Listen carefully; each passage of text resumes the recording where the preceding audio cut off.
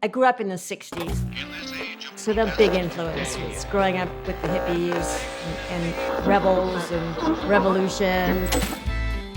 When I was young, I was very much an introvert and very quiet and kept to myself. But the friends that I felt myself inclined to follow along with or hang out with were all artists. Because I had been an art major, I continued with art even while I had a little baby in arms.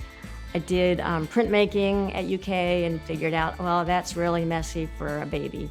And so I kind of just went home and started weaving because that was dry. I could tend to a baby with dry materials. I moved into a space on South Limestone and had college students mostly working, helping me paint all these wooden objects, wholesaled them all over the country. And I found this building, was empty, totally empty building. I had a little gift shop up front, which was delightful and had my painted things in it. And what happened was I thought, well, not enough people are stopping in my little gift shop. I want more people. I want more to happen. And there's a lot of people on Limestone driving up and down and they're not stopping. And so let's have coffee. And then it was 2004 and we opened up and that was 22 years ago. I moved into an apartment on West 3rd Street and I needed a new name for colorful painted little items that I was making and that people were making for me. And that's when the name 3rd Street Stuff happened. And it seemed like a good catch-all kind of name. We weren't 1st Street, we weren't 2nd Street, we were 3rd Street. And I just liked the sound of that, and I have just kept that name ever since. I always knew that I was the person that was going to hold the bag. I was the person responsible. And so I got up at 3 in the morning, almost every single morning, sometimes 3:30. Got here by 4 a.m. and made sure everything was clean and orderly and that we would be ready to open at 6:30. I really like order.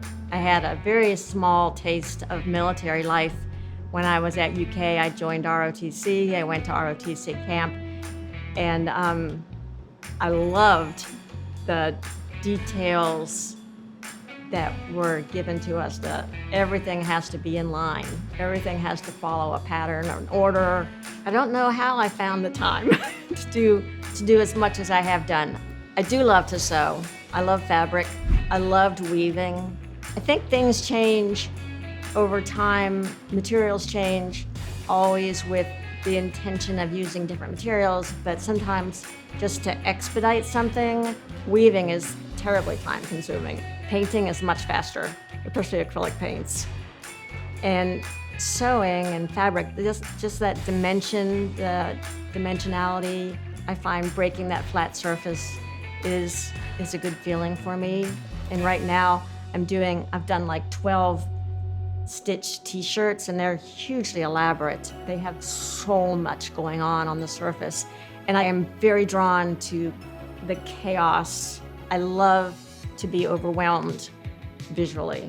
I like to use a variety of materials. You can be sort of afraid of your own use of a brush, but when you realize that long run, it doesn't matter and you're just doing it, and whether you're happy doing it, I do like to enjoy whatever art I'm doing.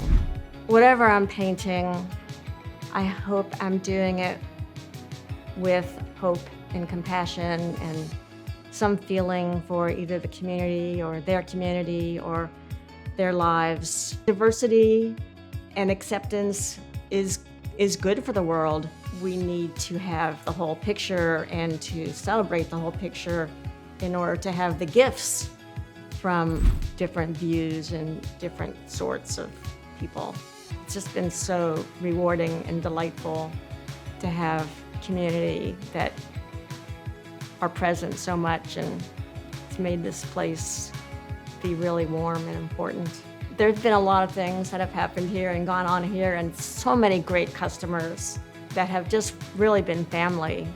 It's just been so rewarding and delightful. Spending as much time as I can painting, sewing, making a mess.